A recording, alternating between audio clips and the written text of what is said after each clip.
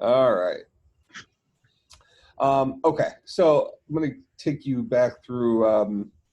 So I can make the assumption that today everybody has because we're assuming that is our starting point, but everybody has messed around with our OS enough to have a string, well, where you can type in stuff and have it build out into a string onto the screen. Is that a safe assessment? All right. So the next thing we want to start thinking about is moving towards something that looks kind of like this, where we have like a prompt.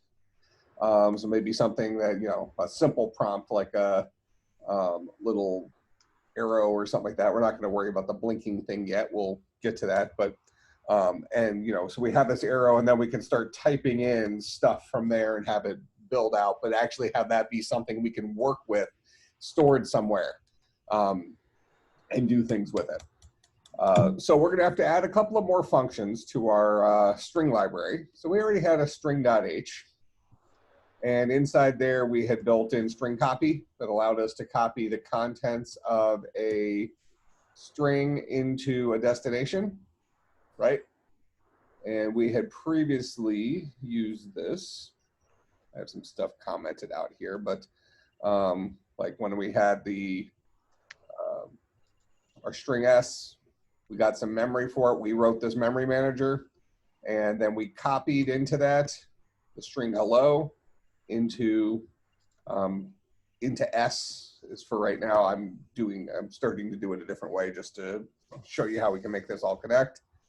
And then we were able to write that string out to the screen. So this guy string copied this string into this memory. All right. Now what we want to do is look at updating some of these libraries. So first of all, if I go into string.h, we still have our string copy in there. I've also added something called string length. Now, if you've worked with the C string libraries before, there's a string termination character that's \0. And so what I did is I added that into my string copy. So let me go into string.c. So for string copy, this guy is taking in the destination string, the source, and then the length.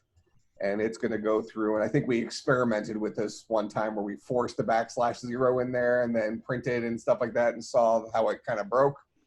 Saw how we could short circuit a string by putting a \0 somewhere in the middle. But in this case, I'm going to go through and do the same thing I did before, copying all my characters into my destination from my source. But then I'm going to throw that \0 in there. We're just going to decide to copy off of C and say, well, a \0 is a good string termination character. What that then allows us to do is it allows us to write a string length function where I can take in a char pointer and go through and figure out where that \0 lives and return the position of that. That's its length. That's the length of that string. All right, that makes some sense? Yep. Now, the next thing we want to be able to do is if I want to be able to come out here and I have a prompt, so I'm just faking it here at my terminal. Let's say I have a prompt that's like this, and I want to start typing stuff like H, E, L, L, O. What am I ultimately doing there? This might be a command, right? So if we're sitting at our prompt here in Linux, we might type in ls and press enter, right? And that means something. ls is a command that ultimately means something. So for right now, I think we're in a couple different places for where your code might be, but you're able to type things out on the screen like HELLO, and this is just filling up the frame buffer with this stuff. You're not actually storing it anywhere, right? So now we want to start thinking, well, what if I want to actually be able to capture and then respond to commands in my OS? Well, I can display a little cursor or a little, prompt. But then as I start typing in ls, I want to capture that somewhere. I want to capture the command that I'm typing in somewhere. So in order to do that, in order to build up an L, and then it asks, what ability do we need to have for strings? What do strings need? In order for me to take the string L and add an S to it, what do I need to be able to do? Concatenate. Concatenate them. Okay, I need to support string concatenation. By the way, I have you guys are up on my top monitor. That's why I'm looking up when I look at people. Look down.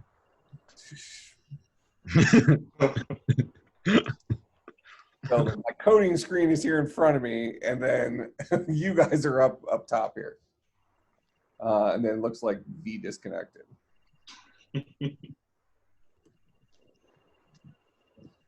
All right, so let's go ahead and let's write a string concatenation in here so we can make this work.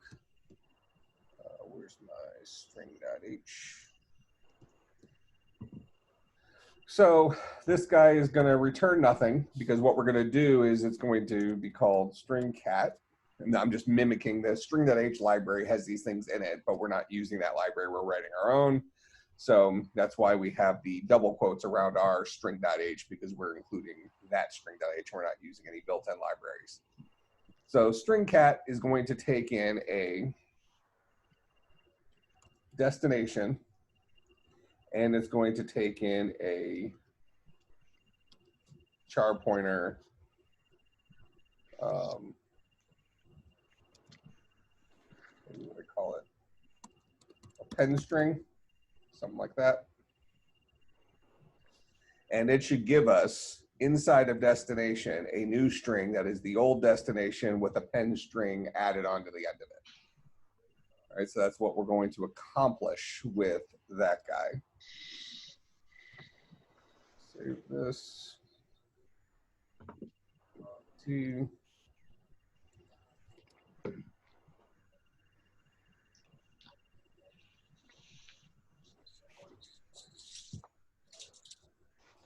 All right, so what we need to do is, for right now, we can assume we have enough memory. This idea here where we're copying stuff over, just like in normal C, you know, I create a string and I start, you know, that has 5 buckets in it. And I try to put something at bucket 7. C will let us do it.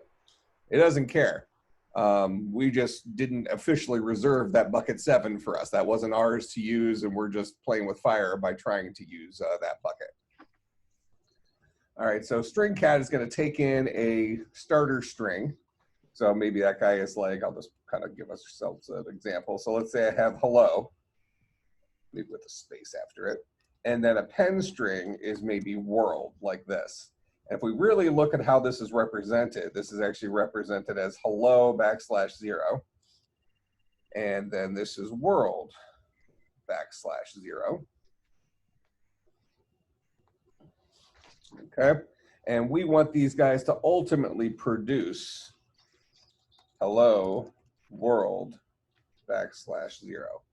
That's what dest should be equal to after string cat is done. All right, so we need to go through and we need to, assuming dest has enough, we're going to make the assumption that dest has enough space to fit itself plus a pen string in there. But we're going to start adding stuff to the end of dest.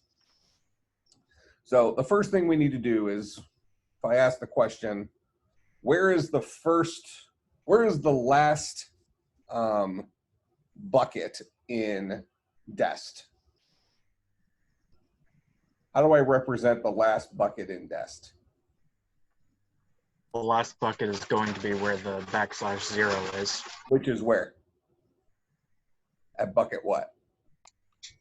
At bucket wherever it is. String length. I have a function that'll do this for me now, right? All right, so we can say something like start new string at, and this guy will be string length of dest.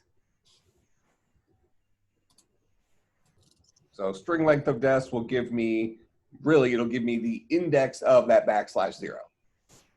Okay, so that's what start new string at will be equal to.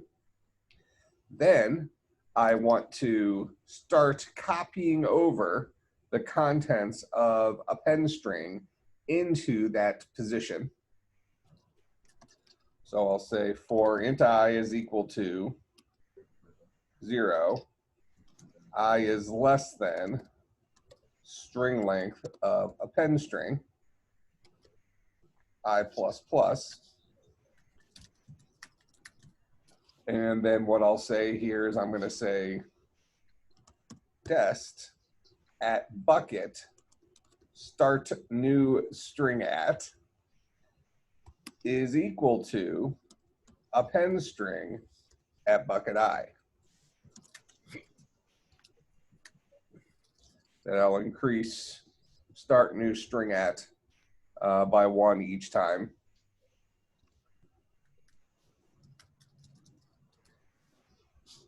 So we'll go through every element of a pen string, add it at position start new string at in dest, incrementing start new string at each time. When we get out of this loop, start new string at should be equal to the position where we should have our \0.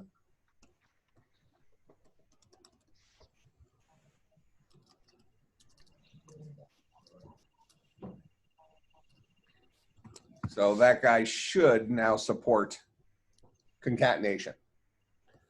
So if this was our initial dest, and this was our initial append string, this is 0, 1, 2, 3, 4, 5. So 5 is the position that we're starting to build dest at. So I'll just get that out of there. Then we're going to go through all the elements of a pen string, which is going to be W, O, R, L, D, and then we'll tack on the \0. Couldn't we, instead of having that last line of the dest equals \0, can we just change it to less than or equal to?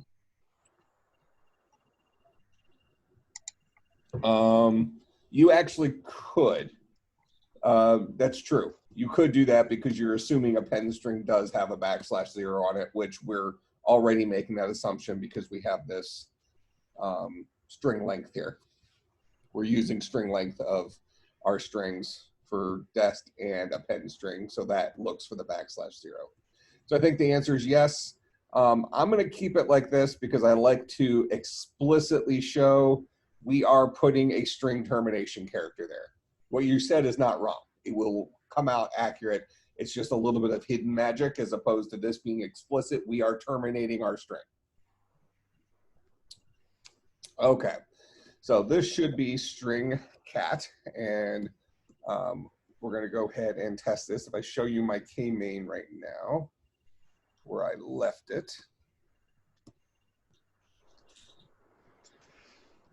I am, actually, let me show you inside of my interrupt first. Because the way I'm going to accomplish this is I'm going to have like a global string that we're going to manage. We might actually want to do it with a couple of different strings, I guess, but just whatever. We'll get to that in a second. But just to show you how I can accomplish this with a global string, where's my interrupt? How do you spell interrupt? There we go. Interrupt. So notice up here, I just created a char pointer. This is an interrupt.h called interrupt input. This guy's going to be like this global string that I have access to anywhere that supports interrupts. So I have interrupt.h inside of k-main. I also have it, well, we're going to be inside of interrupt.c here in a second. So I'll have access to this char pointer, but notice what I did in k-main is I went ahead and got some memory for that guy of size 80, which is the length of one row of our FB, whatever, what's it called? Frame buffer. All right, that makes sense? So I'm gonna have enough characters for a single row in my frame buffer. All right, and then what I'm gonna do is I'm gonna string copy. I just put a little prompt with a space in here with a 2. And then I went ahead and cleared my frame buffer, even though it probably should already be clear. and then I'm going to write a string to my frame buffer, starting at offset 0, so upper left-hand corner, and I'm going to put in that global string, which should be a arrow space, and then the length of that guy, which should come out to a 2. All right, so that's all I'm doing inside of K-main right now. Now, if I come down here to my interrupts.c, this is where my handler is coming in. So I get my scan code, nothing changed here at this point. So I get my scan code, I convert my scan code to its ASCII equivalent. And right now I'm writing a cell out, so I'm overwriting it. So let's just run this here real quick. I think we have code that runs now. We should get our nice little prompt. So there's our prompt, but as of right now, when I hit my keys, I'm replacing that prompt. All right. But what I want to do is I want to start appending onto, concatenating onto my global string, and then writing that global string out. Okay. Can't exactly type with. What's going on?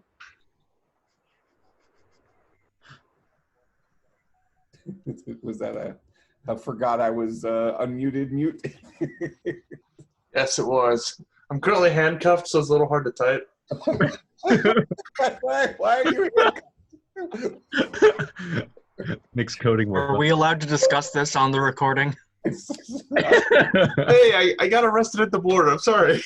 I don't think you're supposed to be able to ask me these questions. There you go, Luke. Oh.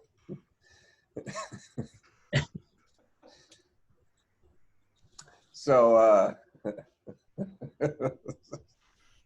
now I have the chat open so I can see it. That's kind of funny. It happened in church yesterday. We were having all sorts of problems with, because we're all doing it through Zoom. You got a lot of older people who don't really know how to use technology, and any one of us could forget to hit mute at some point, right? Well, so then what happened is people were showing up late. They were coming in unmuted, so you can hear them talking or singing, or things were off. So pastor kept going in, and the only way he could figure out how to do it is unmute everybody, then remute everybody initially.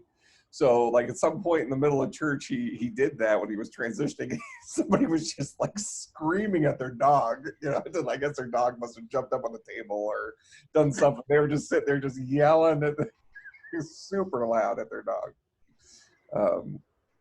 So I thought that was kind of funny.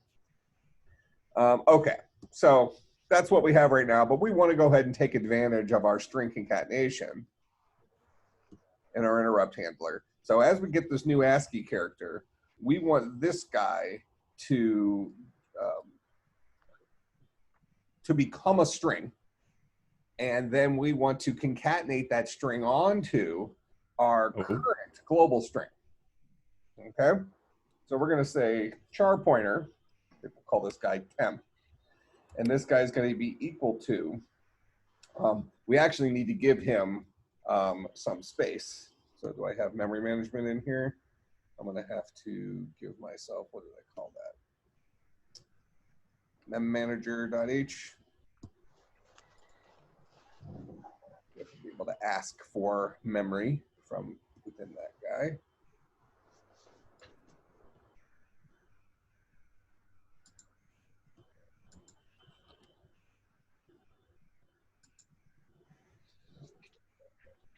So we'll say this guy is going to be getMem, and we're going to ask for enough memory to hold two things: our ASCII character and our string termination. All right, that makes sense? Which then actually reminds me we have a slight bug out here. This actually needs to be, actually we're okay for right now because I asked for 80. We're just assuming that's good. So that's, so we're fine there. Going back to my interrupt. So we'll give ourselves a temporary string called temp. We'll call string copy in here. And do I have access to string.h? I don't.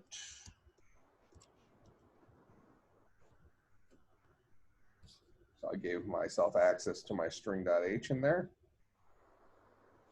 So I'm going to string copy into temp.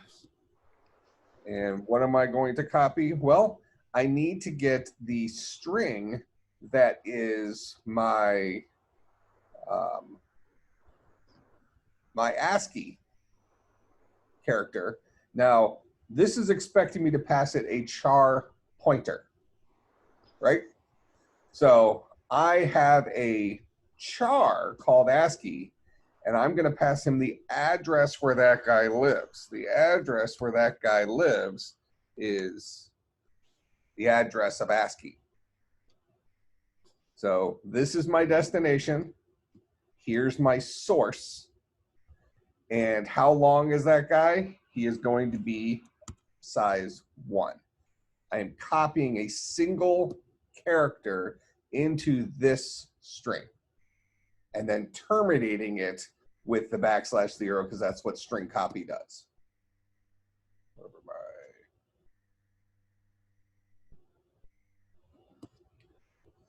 string copy takes in a destination, which in our case here is temp, takes in a pointer to my source character.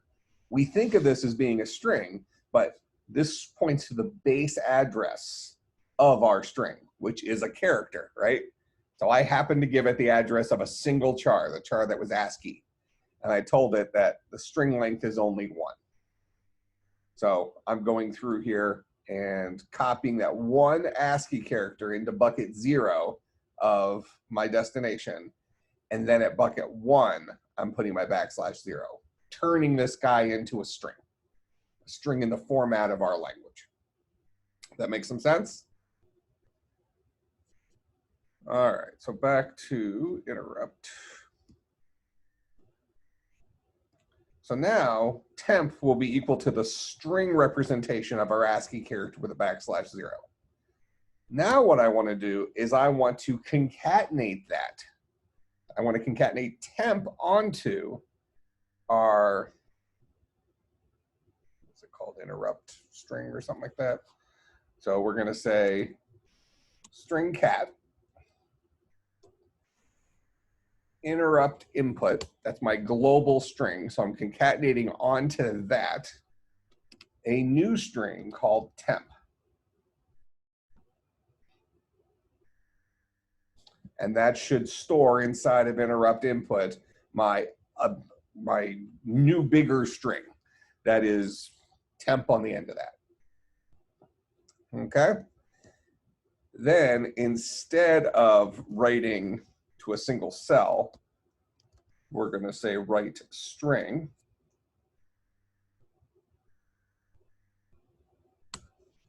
And we're going to do this at offset 0. We're going to write interrupt input. And then the length of this guy is string length of interrupt input.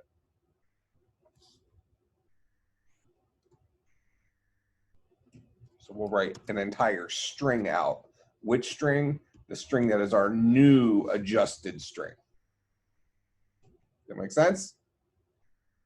All right, so let's see what kind of damage we did with that. I think I hit save on everything. Who's in charge of me making sure I press save in this class? I don't remember who was in charge. V's in charge of that? Oh, we're screwed.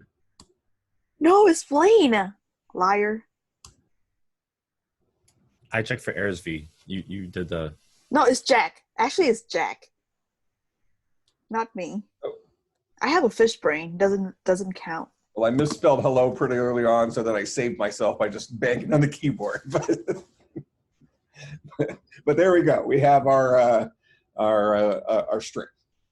Make some sense? Okay. What am I doing here?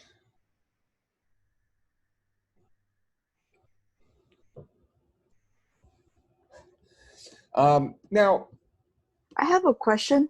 No. If you go to the next line.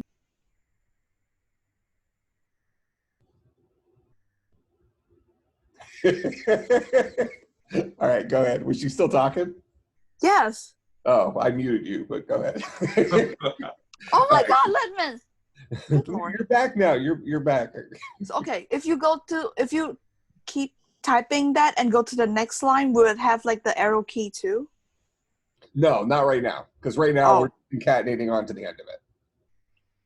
So that's just like one arrow key on the first line. That's it. Right now, yeah. Well, this is just kind of a ghetto mode type thing. Yeah, I mean, Okay. if I just hold it down. Hold it. Oh my God. It also doesn't work for delete. So we probably want to be able to remove stuff from our string as well, correct? All right, so really what we're giving ourselves is the ability to do some typing stuff.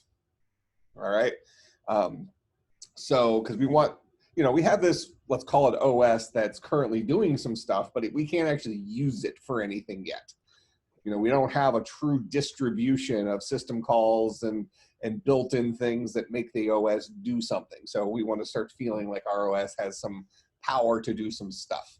So right now we can start building up a string.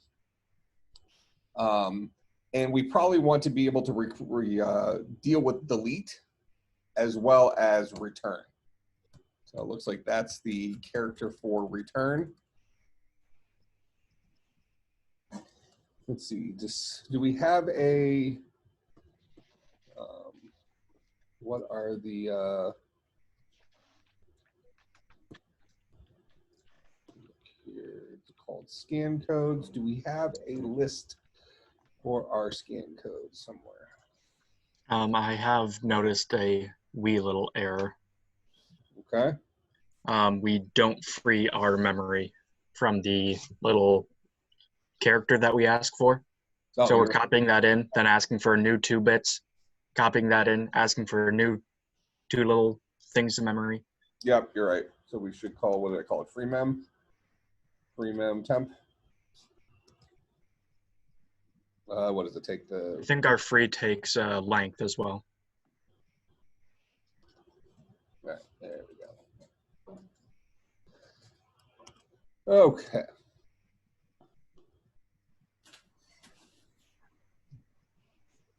On our scan code to ASCII thing, I think new line is index 28. Oh, And I believe backspace is index 14. I think it's 14. Yeah, it's 14. I don't even know how to read this. What am I reading here? 14 looks like a T. I just played with what you gave me and tested each index, seeing which one was tied to backspace. Oh, okay. I get what you're saying. So maybe don't rely on this. Rely on whatever our emulator is giving us. Yeah. I think that list is in hex too. So Oh, that's a good point. oh, we have fun in this class. So do you think that, well, let's see. Let's do, is there a back? yeah, backspace is 0E, so that's 14, but in hex.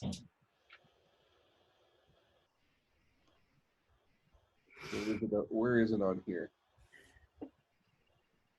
That's the second line on there. But also, would you mind throwing that link in Slack? This guy? Yeah.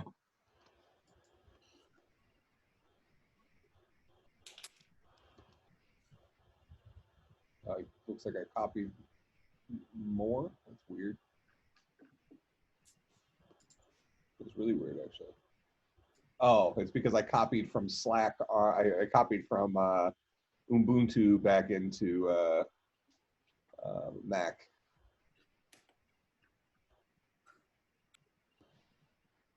Okay, so you said it's 1E?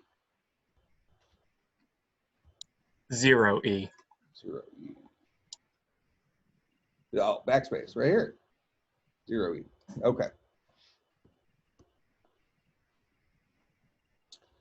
So we need to be able to respond to that. So let's get backspace working first then. So that guy is going to come in, and are we getting our, interesting question here, is our codes coming in now as ints?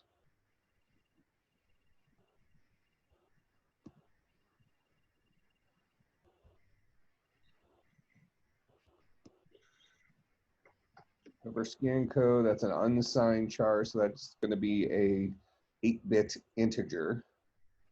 So it's going to be in, should be in decimal then. So that means we should be expecting it to be,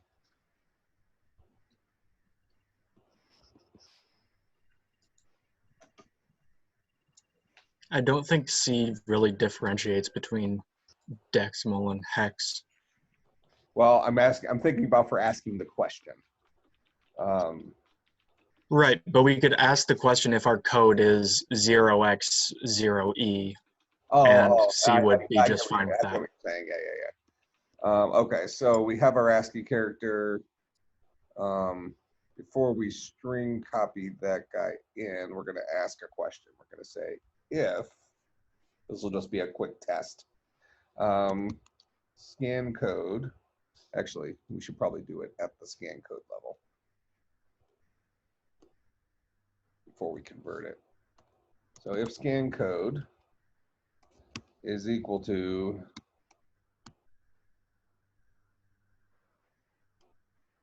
that guy, then what we want to do is we really want to backspace, but for right now, just to keep this simple, let's just like tack on like a question mark or something like that.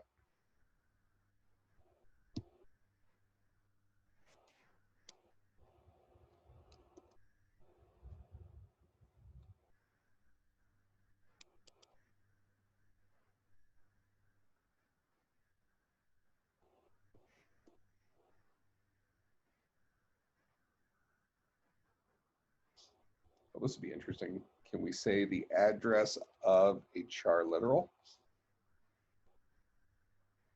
Is that a thing? Doesn't seem like that's a thing. Probably the string version of the char.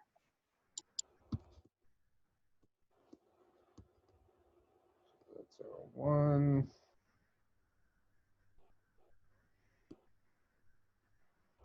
Else, we'll do this jazz.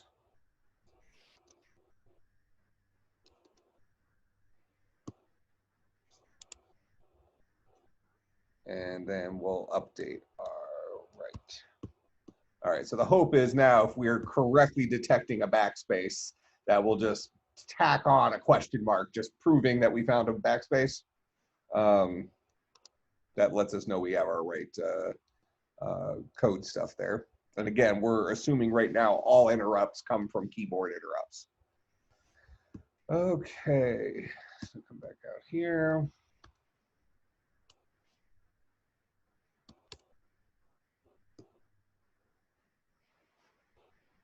All right, so we'll say LOL, then I'll backspace. Yep, so we're getting question marks on the backspace now. So now we need to say, well, if I hit backspace, what do I need to do? I need to go trim something off the end of my string, right?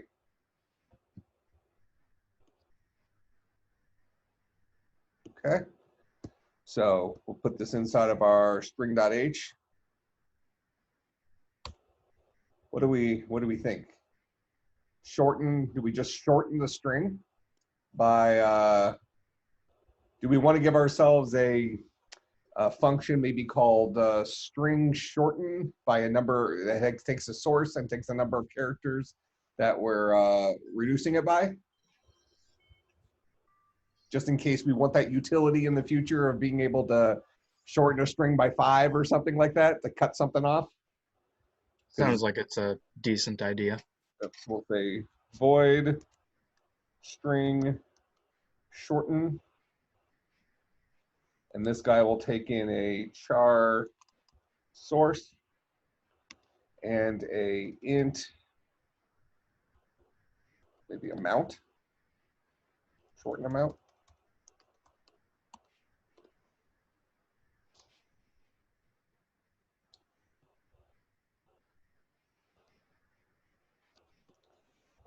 Now, for right now, we won't do any error checking in here, but eventually we're gonna have to think about, well, if I want to be able to read in commands off of the prompt, I want to make sure I can't backspace off my prompt, but we're eventually going to have the prompt live as a separate thing.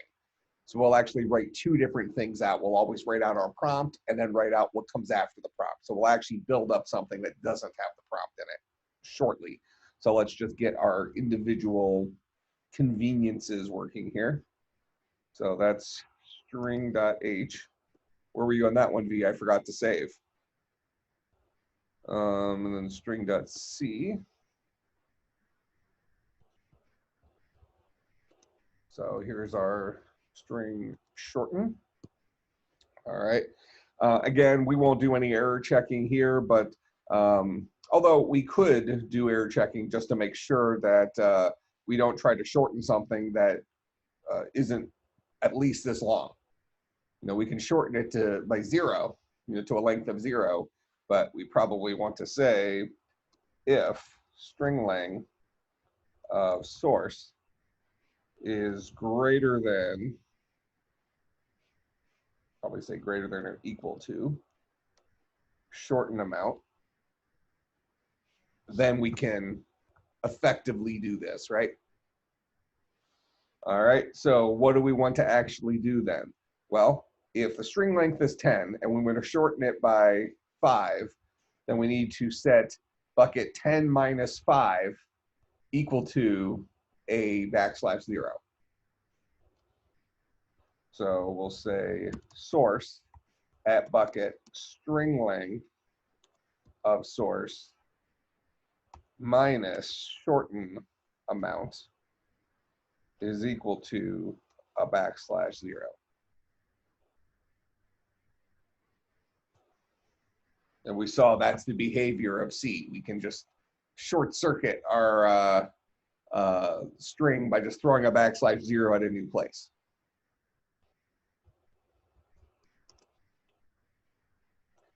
All right, so now what we should be able to do is we should be able to go into our interrupt. And if we're looking at a backspace,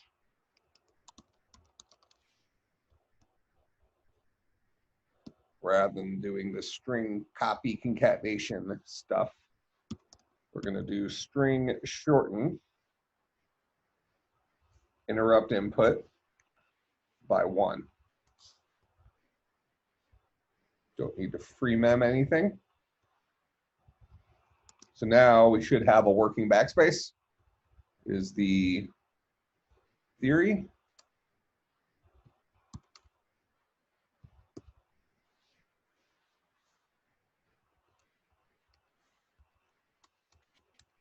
Row.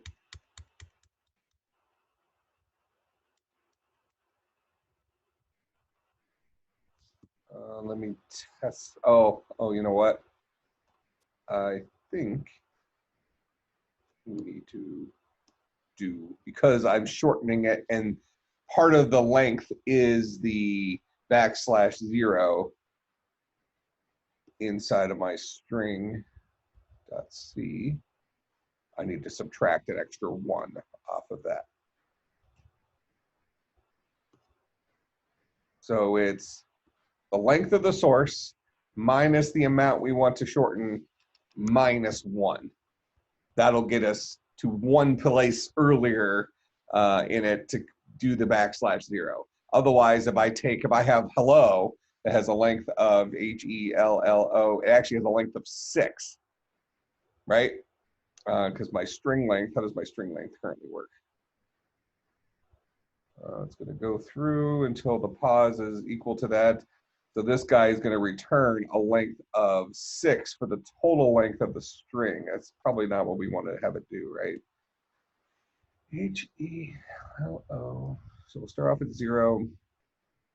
1, 2, 3. No, since it's 0 based, we'll get a length of 5, which is correct.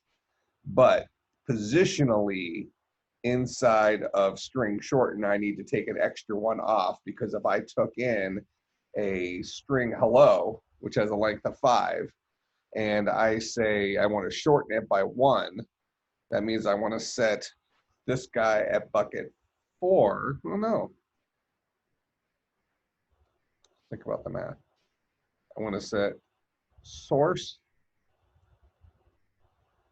at bucket 5 minus 1, which would be 4, equal to a backslash 0, HELLO. That should set the bucket 4 to a backslash 0. That seems correct to me. You clearing the frame buffer each time you? Oh, I am not. Thank you. Thank you. So I am deleting it. It's just already set on the frame buffer. So I can sit there and press backspace all I want. Okay. So where is that's an interrupt?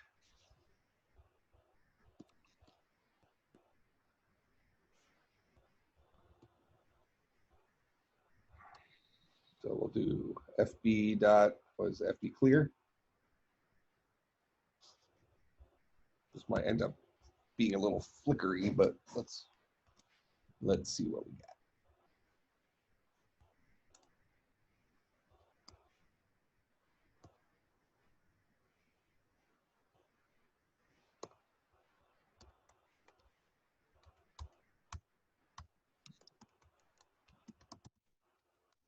There we go. All right. All right, so now next, if we think about our commands from the command line,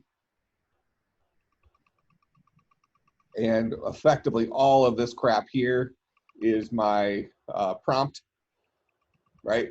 And then, you know, I can type stuff here that just goes line after line after line. So this kind of goes to what B was saying earlier. It's like as you kick down a line, do you get a new prompt? That's not the way we want it to work.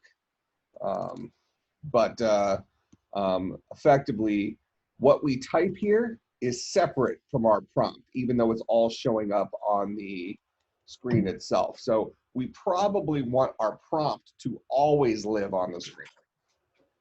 And then for our offset for our frame buffer to just be offset by the length of that. Does that make some sense? So what I'm going to do here is I'm going to go into my interrupt.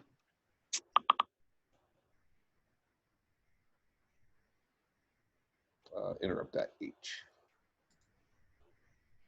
And you could probably make some arguments for the stuff being in some different locations, but we're just gonna do it. So this is gonna be char pointer prompt.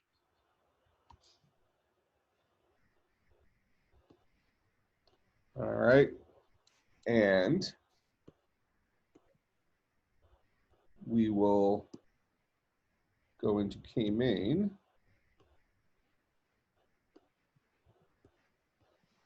And we're going to go ahead and we'll get memory for our prompt. So interrupt, I'm sorry. Prompt is get mem. Actually, I'm going to call this guy prompt string. And actually from a naming convention perspective, since we're kind of seeing the reason why the old saying of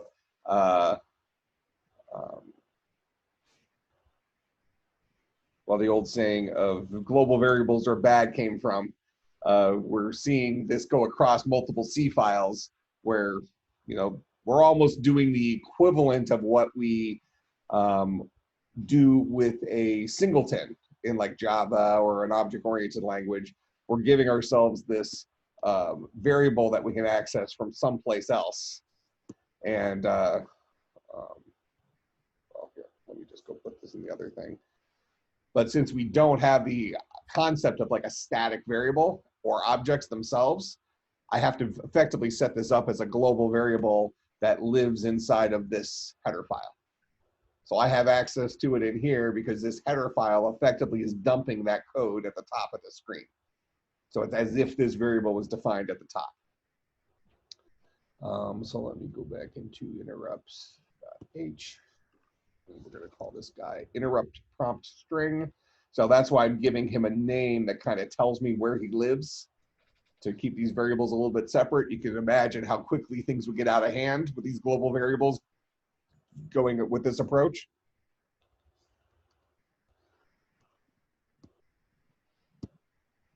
All right, and then we'll go back into K-main. So this guy is going to be called interrupt prompt string. Sorry, interrupt prompt string, and we're going to get mem size 3 for this guy. And then we're going to string copy into interrupt prompt string. And the string we're going to copy in there is, we think maybe call it the V prompt. Make it 4. So that's 1, 2, 3, and then 4 is for the \0. So we'll have our V prompt. And then our interrupt for our input for this guy actually can be the entire rest of our frame buffer. So frame buffer is 80 times, how many rows is it? 80 columns by how many rows? 25. 25. So we'll set this guy to be 80 times 25 minus 4. Actually, we'll say minus string length. That way we can update our prompt later if we want.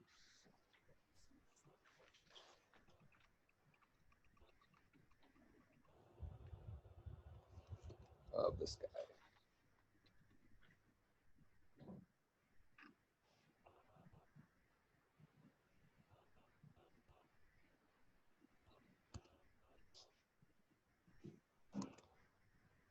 All right, so we'll build out our prompt. So we're going to have our V prompt. And I'm surprised V didn't comment on that.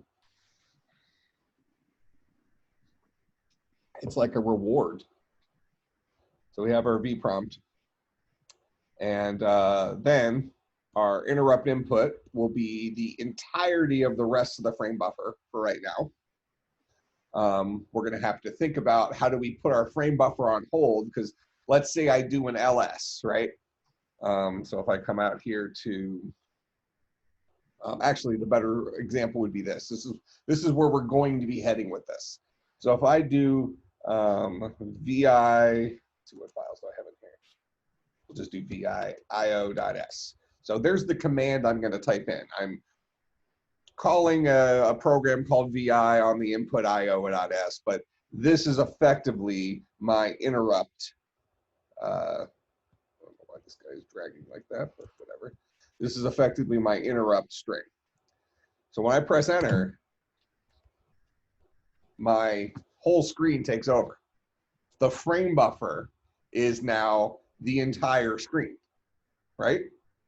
But now when I exit this program, it goes back to where I was before. So I had to preserve the state of my frame buffer out here before I could jump into it, before I can pivot to a new program, so that when I come back, I can restore. This is almost like a context switch on the frame buffer. Does that make sense? Yeah. All right, so we're not quite to that point yet, but that's where we're kind of, that's the direction I'm heading us in. That way we can have an OS that does some stuff. Okay, so we'll go back in here. So there's going to be our V prompt. And then we'll have our input string being capable of the entire rest of the input for our frame buffer. Then we go ahead and clear our frame buffer, and we write our prompt one time. But the prompt we're writing is the prompt string, not our interrupt input. So in main, we'll just give our prompt string.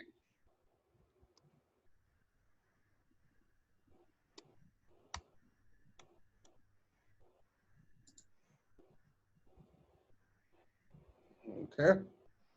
So that's what will happen in main here. Eventually, we're going to go in and add some stuff to have it feel a little more lively, but we'll just make this work for now. So we define our prompt. Then we give ourselves our empty interrupt prompt or empty input. Yeah, we give ourselves our empty interrupt input. We are not going to string copy anything into interrupt input right now, because right now our input is empty. Just like if I go out to my terminal here, if that's my prompt, my input currently has nothing in it.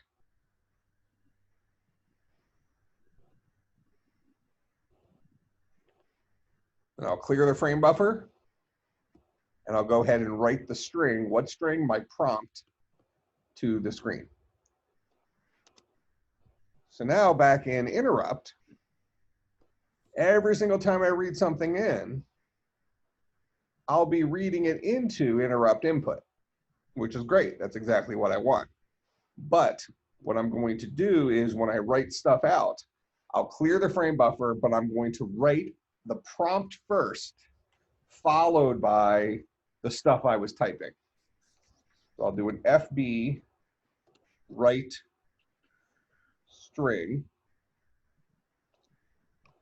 and this will start at offset 0, and this guy's going to be called interrupt prompt string, and then string length of interrupt prompt string. All right, so I'll write that out first. Then I'm going to start at offset string length interrupt prompt string, write out my interrupt input and the string length of that.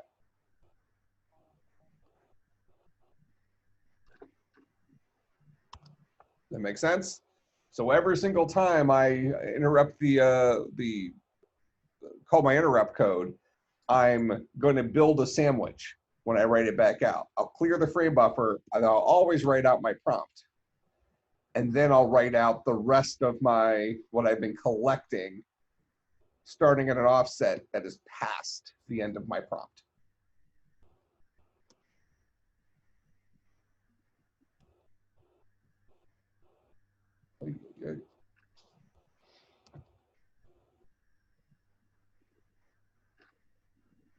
All right, so there's my V prompt. So I can do like, VI, hello, yay. What have I done? Well, we're getting some pretty characters there, that's for sure. All right, 1 second. So I got my V prompt, read in my scan code.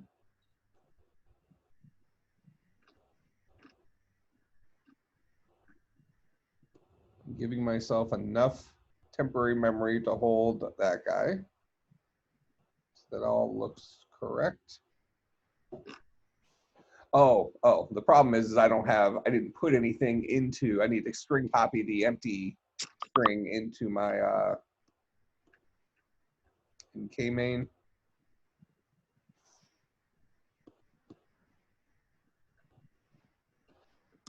String copy, let's see.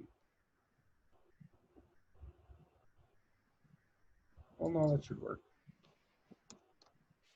String copy into interrupt input, the string \0 with a length of 1. Now I have something that will give me a string length of 0 for that guy, because I'm calling string length on it. I'm getting weird values. That's why it's, I think this should give me the better output. I have a question. Nope. Why can't I click? Go ahead. Can we do fish prompt instead of my name? Nope. Because I feel like if someone cannot do their homework, I'm just gonna like getting called for like once in a while. That's not good. Oh yeah, it'll remind them of you. No, I don't need them to. Well, It's gonna make me sick for So, like- sneezing. I already made the file read only. Holy crap. All right, so why is that giving me a strange? It's got to be, I mean, this was correct anyways. We definitely want to initialize our interrupt input to be the empty string. And that's what that guy is. So we didn't do any harm with that. That's accurate. Let's go into interrupts.c.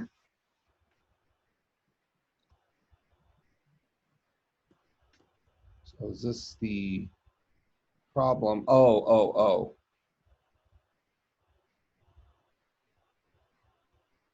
So we need to say that guy times, isn't it times 2? Because we have a byte for the character plus a nibble plus a nibble for foreground and background color. So my offset needs to be the length of that string times 2 bytes for how far I need to go in before I start typing new things, because otherwise I'm overwriting portions of the frame buffer, which is giving me those weird colors with weird symbols that have nothing to do with what I'm typing. So this is an offset of however many characters long my prompt is, times 2, because even though I didn't write it, inside of write string, I have an extra byte that I'm writing for the foreground and background color for each character in that prompt. Which then also means, I go back out to K main. So this should be minus. No, this is correct. This is 80 characters, 82 byte characters, so 160 total. So that's correct.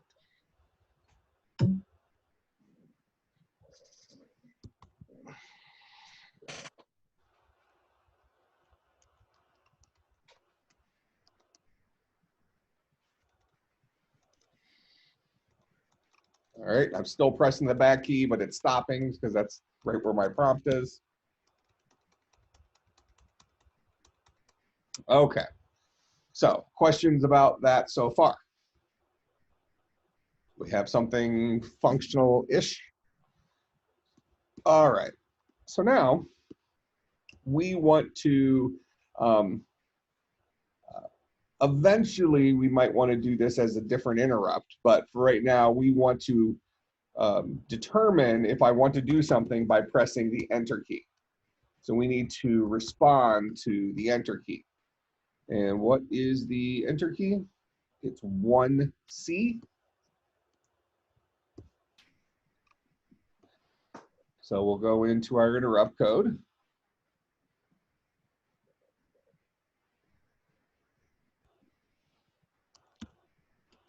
Else if scan code is equal to, what was it, 1C? This is the enter key.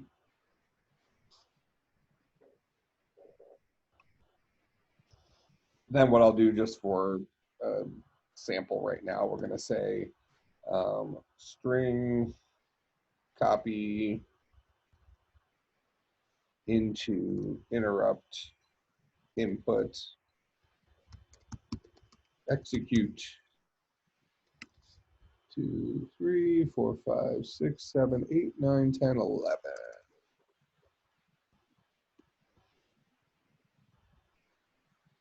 All right, so we'll just overwrite that. Overwrite that guy, and we should be able to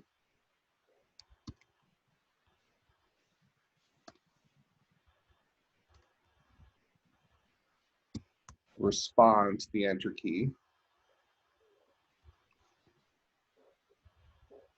I'm lost. Oh, there we go. All right, so there's my enter key now responding to that. Okay, so what are some things that we need to be able to respond to in our, well, what's the simplest thing that we need to be able to respond to. So what things might I type at my prompt is what I'm asking.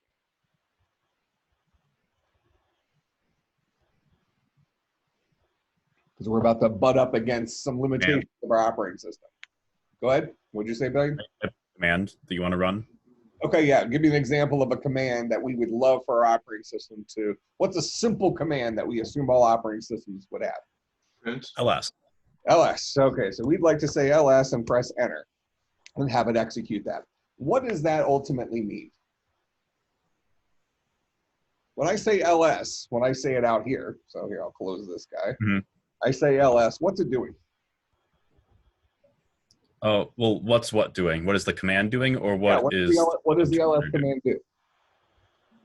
It shows you all the files in the current directory in your files. Okay, how do we do that in our operating system? To place store files. We don't have a file system right now. Yeah, we don't have a file system. We're missing a couple of keys. Okay, so you're absolutely right. It'd be great if we could do something simple like show us the files in our file system, but unfortunately we don't have that.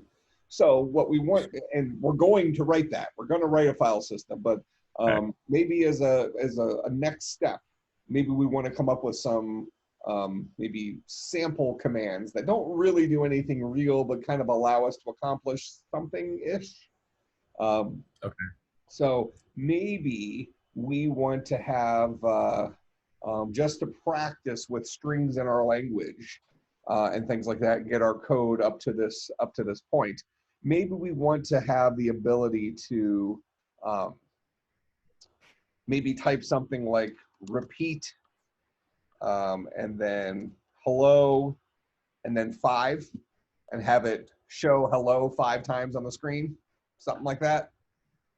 So this is going to give us kind of the framework for what we're going to need later on. That is, here's the command, and here's his 2 parameters.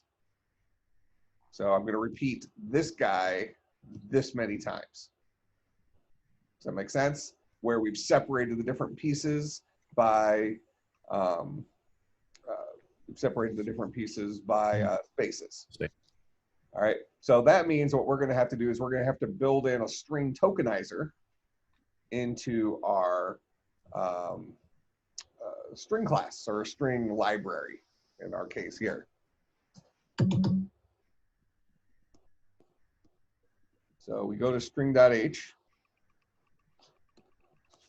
We say string toke. Now, what we're doing here is we're creating several string libraries that typically exist in Java. So if I come, or in C rather. So if I say man string toke, it shows me that here is a char. This is a string I'm tokenizing, and here's the delimiters on which I'm tokenizing it. All right, so now maybe at first we want to just always tokenize on spaces. Let's just say that's the current case. All right. When you say tokenize, you mean parameters, correct? Well, I'm saying no. I'm saying tokens. I mean, like being able to like the split function in. Yeah, exactly. It's the split function.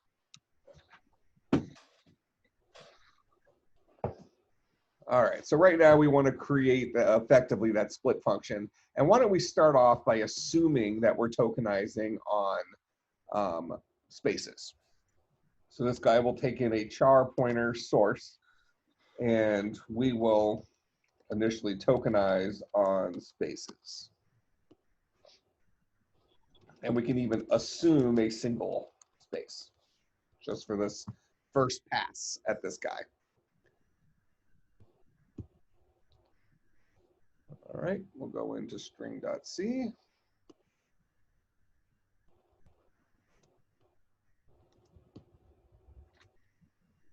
All right, so I'm going to be building up a collection of tokens, right? Because ultimately, string tokenizer needs to return something for me. So I can either return something, or if you've noticed the style of many of the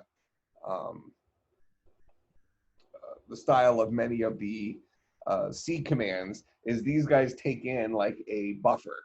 So something like a char pointer. Let's see, how do I want to do it initially?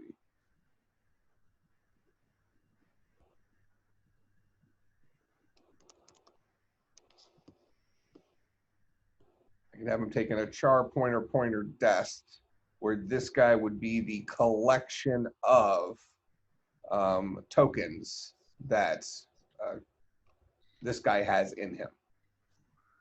And what I mean by that is I might do something like this. Out here in, let's go ahead and start putting it in interrupts so you see where I'm going with this. I have a question. Well, hold on, let me write this real quick so I don't lose the track, and then you can ask your question. So in execute here, I might want to say char pointer the tokens. And then I might want to say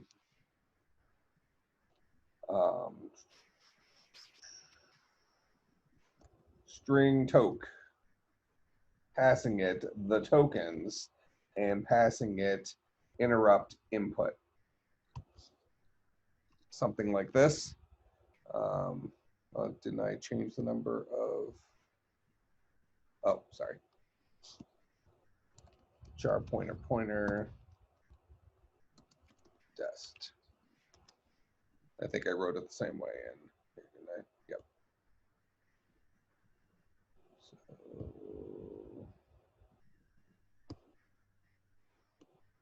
So I'm going to call string toke, passing it this array of strings. Right now, that guy has nothing in it. I'm going to have to allocate memory for him inside of string toke. But I'm passing in this pointer where I want memory to be allocated. So this guy still has access to it. Then I'm passing in my interrupt input, which presumably has some tokens in it. And I ultimately want to, if I have like hello space world space elephant, I want the tokens to be a 3-bucket string array that has hello in bucket 0, world in bucket 1, elephant in bucket 2. So this is kind of a way you've seen a lot of C libraries work, where instead of them returning values, they actually pass in pointers for you to put the answer in that pointer. All right, go ahead, V. So then the char pointer is an array? Is that what you're saying? Yeah, so if char pointer is a string and int pointer is an, well, we're going to say char pointer is a collection of chars, which we sometimes call strings, right? And an int pointer is a collection of ints. We might call this an int array.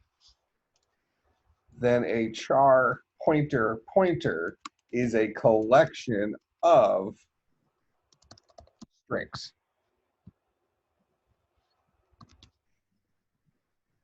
So this would, so if we say, if we use the word array and collection interchangeably, you know, because a string is effectively an array of chars. A collection of ints is an array of ints. This guy is a collection of char pointers, where a char pointer is a string. So a char pointer is a collection of char pointers. So a collection of strings. So then for that saying, if I have integer pointer, that means a collection of int arrays, right? Correct, exactly. Yep. So what she just said is this. Int pointer is a collection of int arrays. 100%. So then how do I know how many buckets does my array have? Do I need to like initialize it, or it's just assuming that? Well, what we're doing is we're doing this on a promise. We're passing in this empty variable here, presuming that string toke is going to give this guy enough memory to hold these things. So string toke, this function is going to have to figure out how many tokens are in here and then create enough memory in this guy to hold it. So we're not pre-creating the memory. Instead, we're passing in an empty pointer and then setting that guy equal to some memory inside of string toke, presumably the correct amount of memory for the tokens we have. So it's going to have to get initialized somewhere. We don't have enough information to initialize it out here. We're going to rely on string tokenizer to initialize it internally. So you're asking the right question. We just haven't written where it's going to get its memory from yet. Make sense?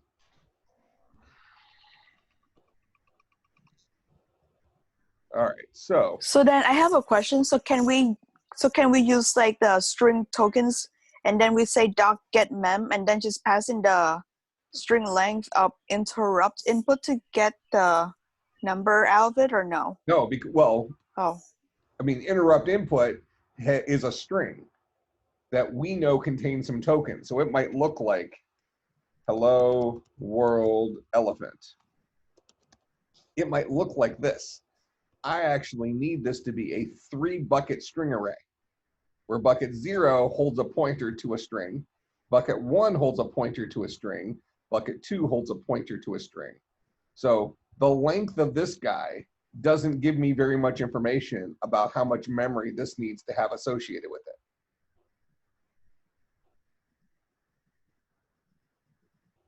I need to know how many of these tokens there are first. Once I know that, then I know how many buckets the tokens has to have. So in this case, the tokens has to have 3 buckets. So the size of the tokens would be the 3 times the size of a char pointer. Then at bucket 0, I'm going to have enough, it's going to be a pointer to enough memory to hold 5 characters. At bucket 1, a pointer to enough memory to hold 5 characters. At bucket 2, a pointer to enough memory to hold 8 characters. So we just can't take the string length. We need to do some additional investigation into the string to first find out how many tokens there are. So we're going to solve that problem first. So if I'm inside of string toke, inside of string, let's see. First thing I need to do is figure out how many tokens are in source. And again, remember, we are assuming each token is separated by a single space.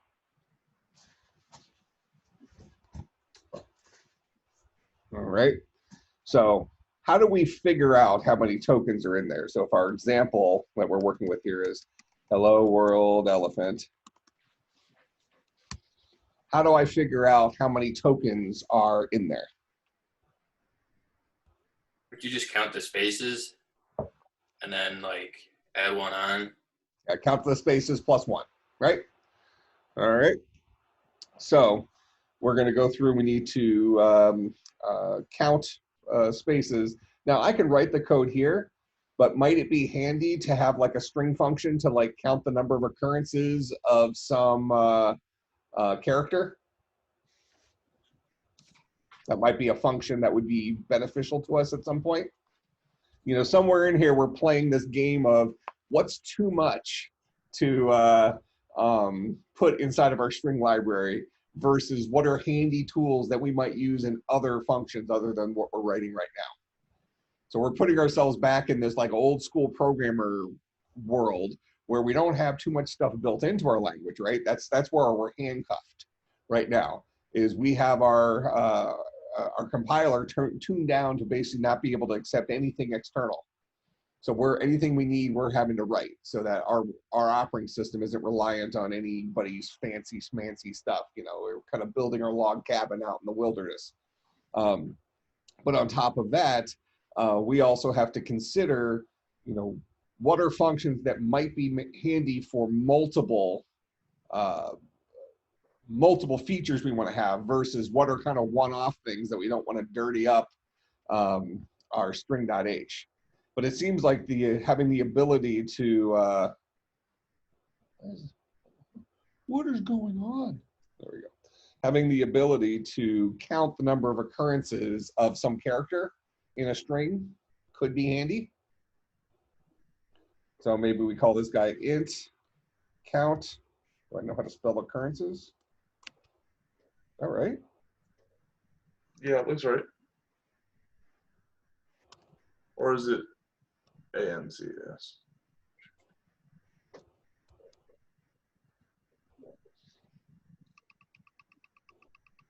Oh, that's hilarious. That's actually really good. It found, you remember this Essentials of Programming book? It found count occurrences as one of the functions in there. It found that guy. I wonder if I click it, if it will show me where in it is.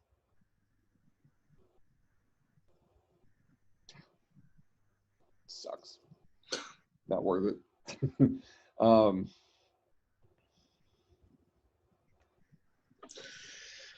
Actually, let's not call it count occurrences. That seems too many. Well, if we couldn't spell it to begin with, so let's do count underscore.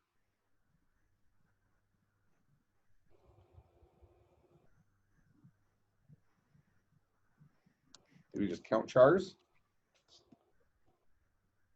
We'll take in a source, and we'll say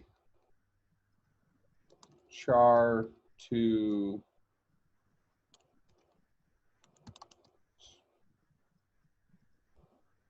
call it search char.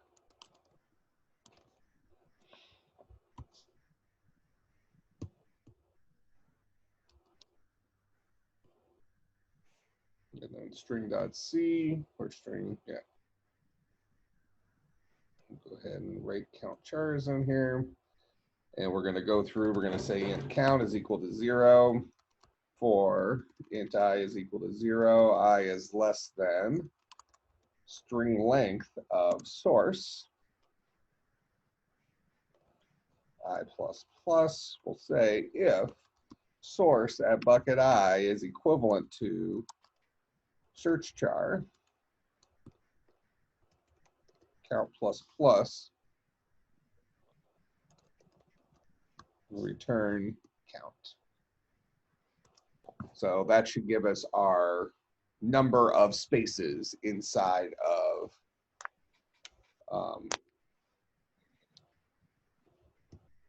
our source string. Well, number of this character inside of source. So for us, we're going to say int number of tokens is equal to count chars of source and the space. And that should give us our number of tokens in there. Now, this is kind of another interesting thing that we have to deal with. We want to be able to test, test this guy. So we need to build a string out of this that we can hopefully write to our frame buffer and see a kind of our right answer for testing. So we're going to go ahead and we're going to, do I have access to the frame buffer in here?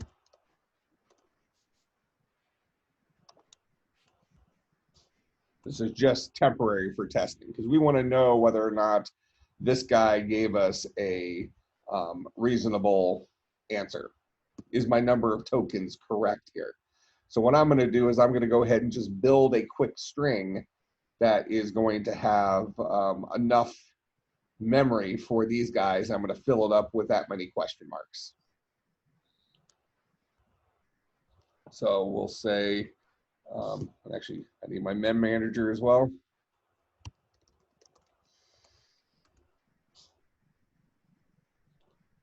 Might actually be handy just to have a test We'll just do it in here. This will be good enough for the temporary solution. So I'll go ahead and I'm going to create a char pointer s is equal to get mem number of tokens. So that'll get me some memory for that character. Then I want to fill that guy up with some question marks.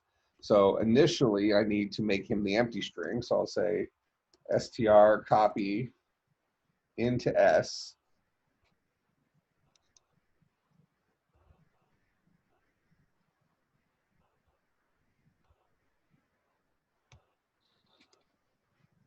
And size 1.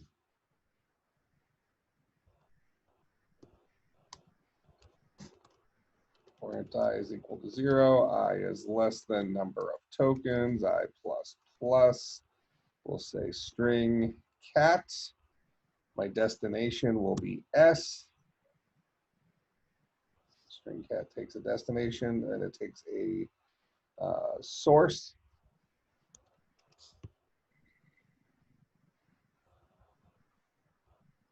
I don't think that's gonna, well, I can force it to work. I can do that. And then size 1, actually it doesn't take a size, just works like this.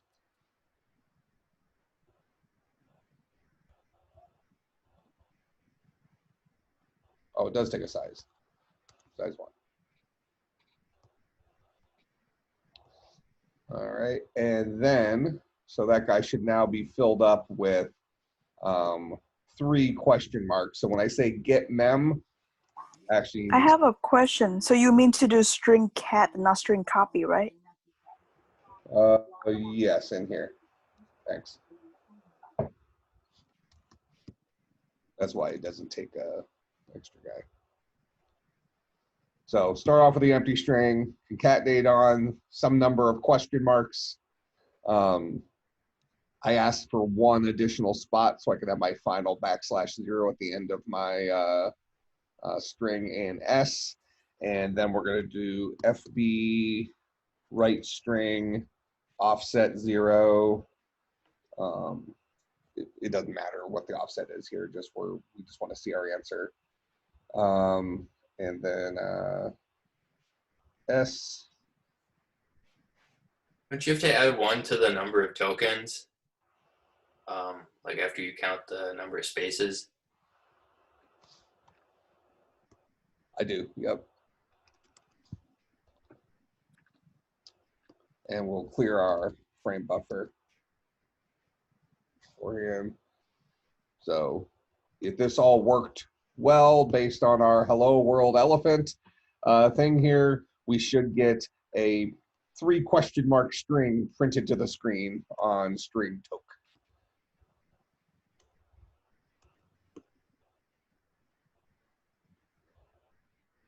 You know, so we had to kind of hobble together a way of testing our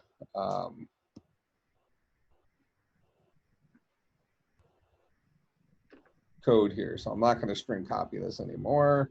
Instead, I'm going to say string toke. And this guy needs a destination. Well, I'll give him the destination, even though I'm not using it yet. The tokens. And then he wants my source, which is going to be my interrupt input. And right now, all string toke does, oh, I actually already had that down there. All string toke does is figure out how many tokens are in interrupt input and should show that many question marks on the screen if we did this right.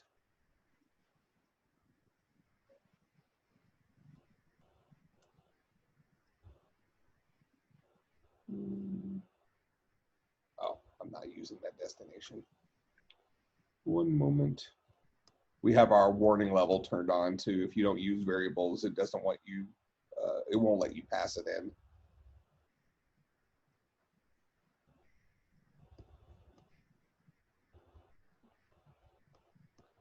So for right now, I'll just have this guy only take in my source. And then in interrupt, we won't do this.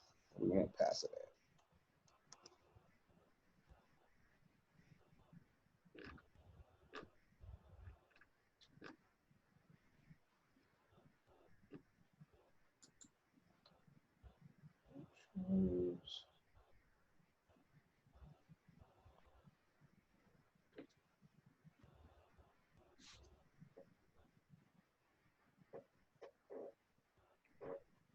So it doesn't think we have a count chars. Count chars is inside of string.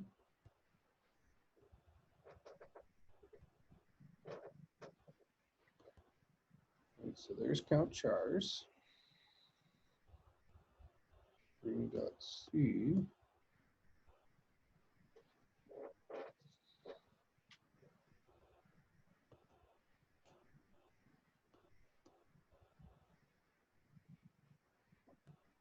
Asking it my source. Is it not like that guy? I've run into problems before where if I like call a method that's defined below there, like in that file, it won't run. That shouldn't be a problem because we're including string.h up here. So it knows about those prototypes.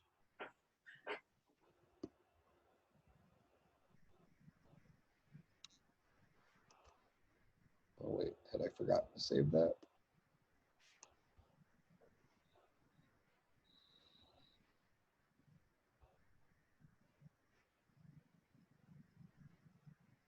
Yeah, I did. So where were you on that one, B?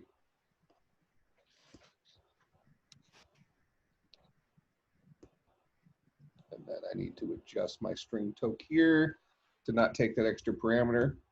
And I did save. So now we should be good to go. But does that make sense, Jack? Because, I mean, you're right. That's what we used to have, this thing called prototyping in C, and that's where the idea for header files came from. So it allowed us to prototype all the functions we were going to have before we actually used them in the implementation, so that we wouldn't have that chicken or the egg problem where we tried to call a function that came after that we hadn't implemented yet, something like that. So we have all of our function in the header at the top that says, hey, all these guys exist. So when you see them in my code below, just trust that they'll be there. And that's where the header file stuff came from. So if I say A, B, C, and then I press enter, we should get 3 tokens. So I should have 3 question marks. Am I not clearing the frame buffer? Give me a moment.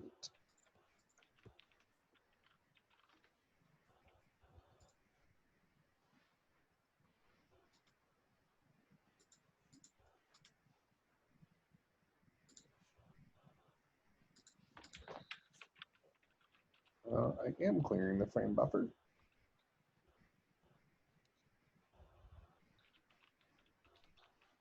Yeah, let me clear the frame buffer right up at the beginning to make sure that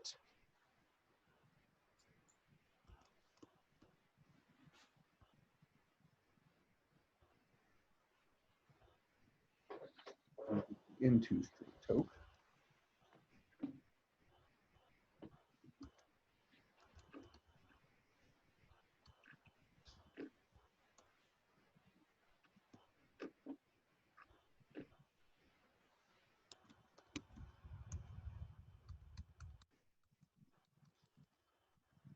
Does not look like I'm getting in there. Did I forget to save my interrupt?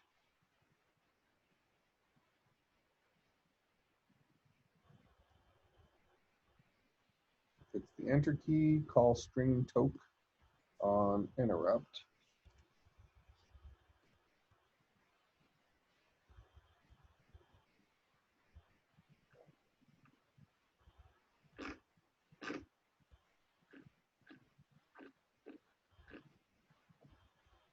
Fine.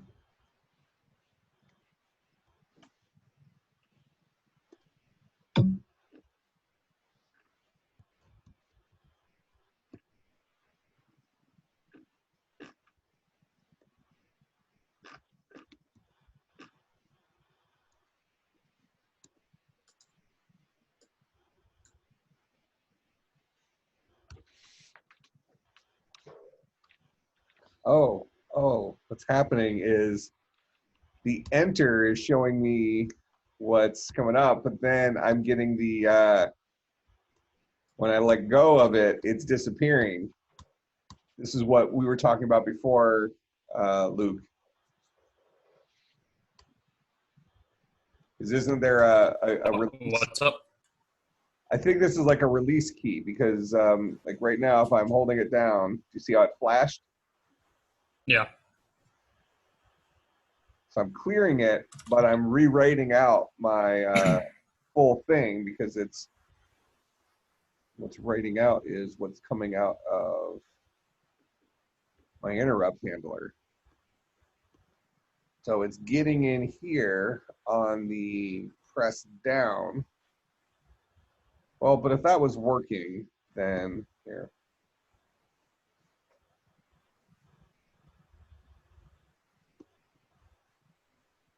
I should be able to just say something like LOL here with a 3. Well, actually, let's leave the code the way we're going to have it. But what I actually will write out here is I'll say char pointer s2 is equal to get mem 4, and then I'll say string copy is equal to the S2, and we're going to say LOL, and we're going to say this is a 3 characters, and then we're going to write out S2 and a string length of S2. So I should see LOL to the screen now, no matter what I get from my number of tokens. I just want to be convinced that I'm getting into this function that is properly interacting with frame buffer.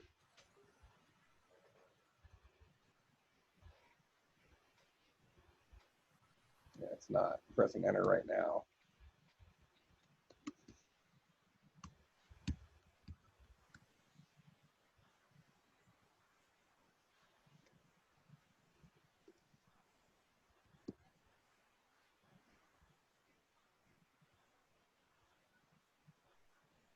I'm going to need my memory manager in here, but why can't I use my frame buffer in here?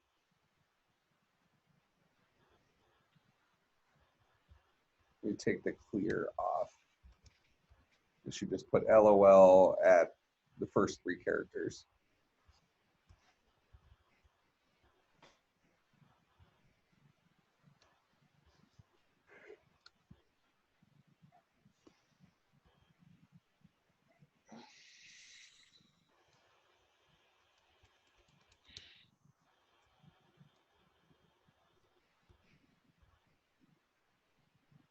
All right, quick theory.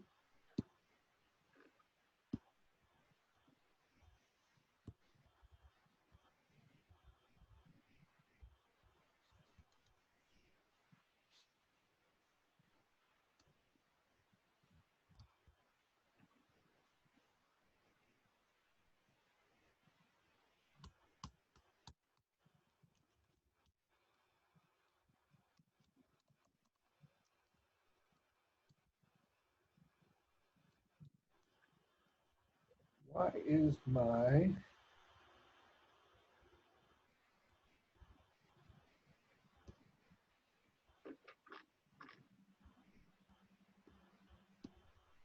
why won't this print?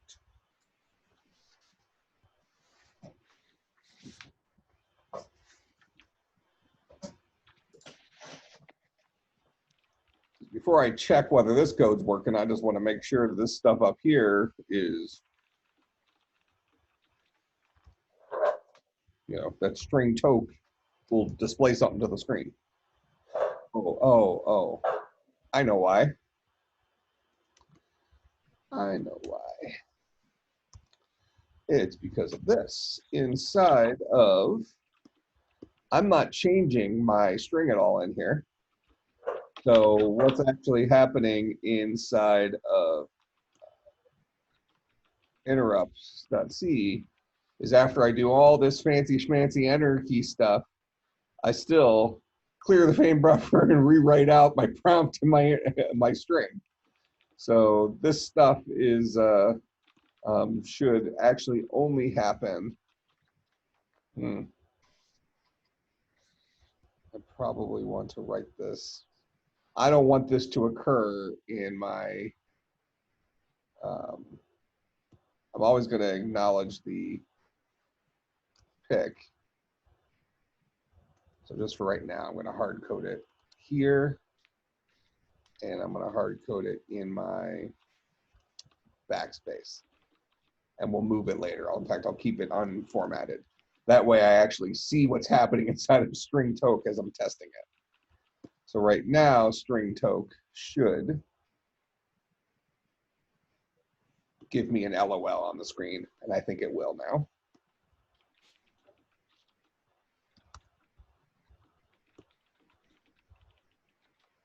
So there's enter, there's my LOL.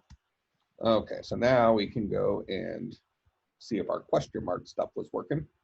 Ooh, did you?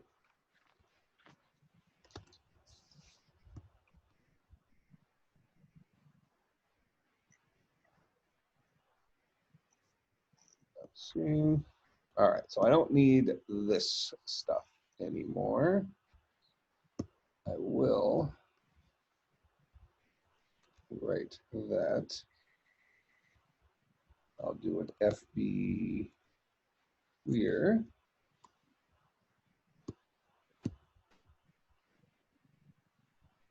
Yeah, see what was happening before, if you missed what I was doing there, was any sort of magic I did in here was immediately getting overwritten by the me clearing the frame buffer and rewriting out the prompt and the interrupt string every single time.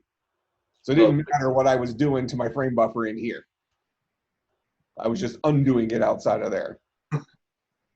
So now I took that code and I just removed it from having anything to do with enter. It only works for backspace and everything else now, but enter, it doesn't do any special stuff. So now I'll print out the S, and now we hope we'll get, if I do like A space B space C, we hope we get 3 question marks.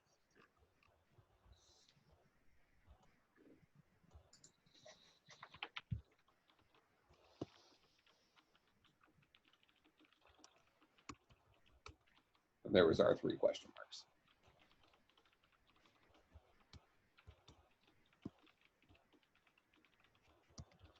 Okay, so this is now giving us the correct number of tokens. Homework is, now that we have the number of tokens, ask for memory. Actually, let me char pointer dest. I'll put that back in here because that's what we'll ultimately need.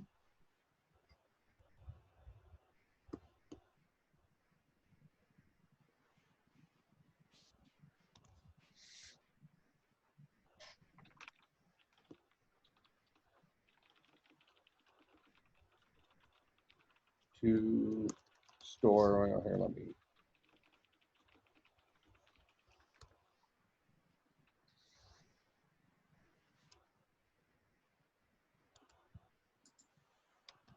That many strings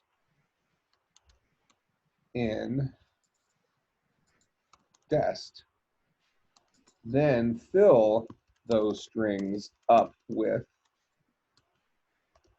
the individual tokens. Note that each token will need its own memory that dest, let's see, that a bucket in dest points to. So here's an example.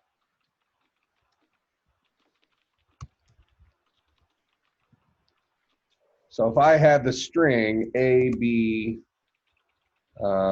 cat, something like that. Let's say A by cat. Then dest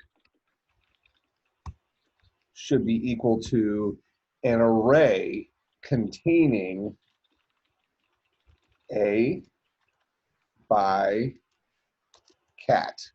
That's what we ultimately want to produce. We need to do that by first saying that dest, well, could be dest gets enough memory to hold 3 char pointers, i.e. strings, and then dest at 0 gets enough memory to hold 1 char. Dest at bucket 1 gets enough memory to hold 2 chars. And dest at bucket 2 gets enough memory to hold 3 chars by this example. So I'm going to have to allocate memory using our getMem for dest. And then I'm going to have to use getMem to give me memory for dest at bucket 0, again for dest at bucket 1, and again for dest at bucket 2. How much memory for each of those? Enough to hold the length of each of those tokens. So just like we've gone through and found out the number of tokens, we're now going to have to go through and find out how many characters are in the first token. Give me enough memory for that. How many characters are in the next token? Give me enough memory for that, so on and so forth. All right, so does it make sense what I'm asking you to do? So for our homework, get string toke working and just prove that it works one way or another. We're not actually doing anything with it yet, just get string toke working. This will give you a lot of exercise working with memory and things like that. All right, questions, comments, concerns, bribes. And I'll put this code up so you have this as a starting point. And how are the rest of your classes going online? Any, are your teachers all having classes at regular time, going the whole time? Not just CS, but all your classes. What about quality of audio? Was there any audio breakup today? Did you hear everything fine? Things like that? Generally pretty good. Today, Dr. Wall was having a lot of issues. What about, I mean, so in our class right here, this last 2 hours, was there any audio problems or did it all work fine? Worked fine for me. Okay. And I know Dr. Wall had some issues earlier, and I think Dr. Locklear had some issues in one of his classes as well. Was that just a today thing, or have you noticed with some of your other teachers that it's a little hit and miss? It feels, it's fine. yeah, usually it's fine, but Okay. every once in a while we'll have issues. Right, and it's not just the CS faculty. It was a message that went out to all the chairs earlier today from the from one of the other chairs, basically saying that their faculty are having problems with classes from at home, and some of them don't have good enough internet, and they've you know, they've had to increase their internet speed and things like that to teach the classes, and they want permission to get on campus because right now people aren't allowed on campus. So you have to have like this special sheet that says you're an essential personnel to be allowed through the gate. That, you know, we have the campus safety at the gate waving people in whether they're allowed to come in or not. So faculty can't use the campus network to do their classes. So I'm just trying to get a bead on whether it's actually a problem or is this just faculty complaining. Do you have an opinion based on your other classes? I haven't noticed any issues with my classes. Okay. Anybody else I second that? Everything's I good. like Zoom, so In general, Today at work. Zoom in general has no issues, but I know one of my professors is not a tech guy, and he pretty much just said, "Screw the semester." He's like doing everything. He's like, "Okay, I'm gonna grade you on attendance. Show up. I don't have to deal with all this." I don't know. It was good. That was this morning. He was just like, "Okay, I'm done with this." Message me who that teacher is if you don't want to say it on camera. But I only care if it's part of arts and sciences. That only affects us. But I mean, in general, that shouldn't be happening, right? I mean, I'm assuming you're not happy about that. Well, I mean, that's how it was before. He's in general, it's always been you show up to class, you participate in the you listen to his lectures, and he'll grade you on attendance the entire semester. So it's a class that I'm just taking for the credit. It doesn't really bother me because it's graphic design 100, so it's not something that I'm not learning anything new in this class. I'm just taking for the credit, but at the same time, It's still an academic class, though, isn't it? exactly, yeah. Your homework assignments and stuff. Quote unquote optional. Like they're not graded, so And this is a 3 credit hour class. yeah. Huh. Okay. Any other? I have a question too. Yeah. So then one of my professor, he said that we can only have class like 1 day a week because he's staying at home and his kids is bothering him, so he cannot hold 3 days a week class. And then it's kind of like bugging me because I didn't really understand what I was reading. And whenever I ask a question, he just like, read more, find out more. I'm like, it's hard. Is this the same professor that you were talking about before? Yeah. And like, I feel bad for just emailing him and say, hey, I really want 3 days a week. And he telling me that, well, I have like 7 kids that I need to handle and I cannot lock my families out for like 2 hours because of class. And I'm like, how about me? Yeah. So like, what am I gonna do? Yeah. If the class is scheduled to meet 3 days a week, I mean, our 450 class is weird because it was the only way to get the class to go was to meet 1 day a week for a longer period of time. But if the class is traditionally scheduled to meet 3 days a week, the class should still meet 3 days a week. It sounds like with Austin's situation, it was not significantly different than the class was originally. Yeah. Just It's just that now for lectures, instead of being an hour and a half long, now